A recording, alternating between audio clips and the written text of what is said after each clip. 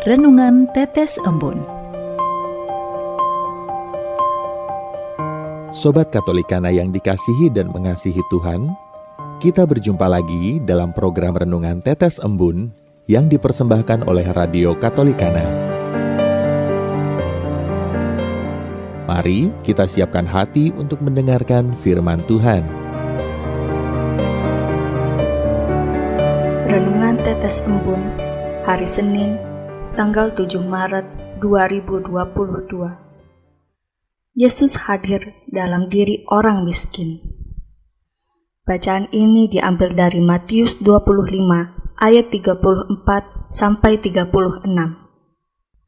Raja itu akan berkata kepada mereka yang di sebelah kanannya, "Mari, hai kamu yang diberkati oleh Bapa-Ku, terimalah kerajaan yang telah disediakan bagimu sejak dunia dijadikan. Sebab ketika aku lapar, kamu memberi aku makan. Ketika aku haus, kamu memberi aku minum. Ketika aku seorang asing, kamu memberi aku tumpangan. Ketika aku telanjang, kamu memberi aku pakaian.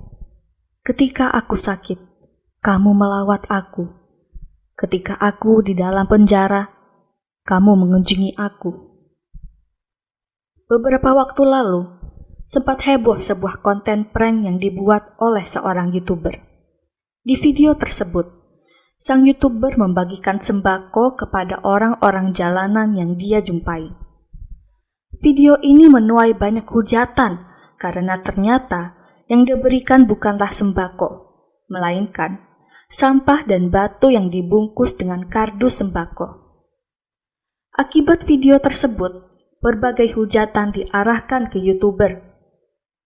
Di satu sisi, pemberian bingkisan kepada waria di pinggir jalan tentu sebuah perbuatan baik. Namun, menjadi sorotan ketika apa yang dilakukan oleh YouTuber itu tidak genuine dari kebaikan hati dalam rangka menolong atau membantu, namun justru berbohong, menipu, dan ngerjain penerima bingkisan itu demi konten. Bacaan Injil hari ini berbicara tentang gambaran mengenai penghakiman terakhir. Yesus menggunakan simbol sebagai tanda untuk membedakan milik Allah dari yang bukan milik Allah. Simbol domba mengacu kepada orang benar yang berbagian dalam kerajaan Allah, sedangkan simbol kambing menggambarkan mereka yang terkutuk dan mengalami hukuman kekal. Kelompok orang benar akan menerima hadiah yang telah disediakan Allah bagi mereka, sebab mereka telah melakukan sesuatu bagi salah seorang saudara Yesus yang paling hina dengan cara memberi makan, minum, tumpangan, pakaian, merawat yang sakit, memberikan penghiburan, dan lain sebagainya. Kelompok orang terkutuk hanya menggugat dan protes terhadap Allah. Jawaban Yesus justru membungkam ketidakpuasan mereka.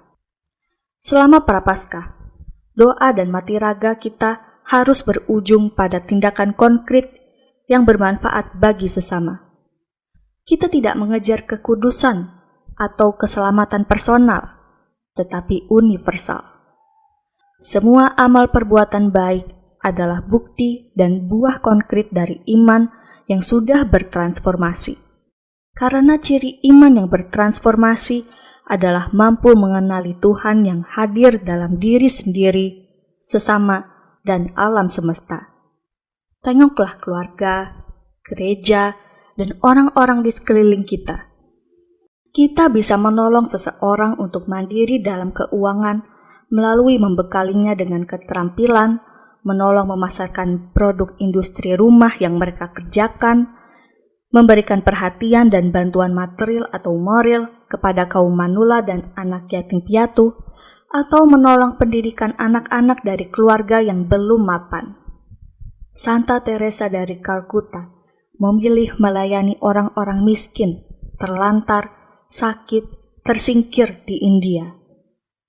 Ada banyak orang miskin di sekitar kita, bukan dalam hal materi, tetapi miskin perhatian, miskin kasih sayang, miskin sapaan, miskin sentuhan, miskin waktu, dan aneka miskin yang lain. Dalam diri mereka yang miskin itulah Yesus hadir. Mari kita berdoa. Ya Tuhan, ampunilah aku yang sering lalai menemukan dan melayani-Mu yang hadir dalam diri sesama yang membutuhkan. Semoga pengampunan-Mu di masa Prapaskah ini membangkitkan semangatku untuk semakin banyak berbuat baik kepada siapa saja di sekitarku. Amin.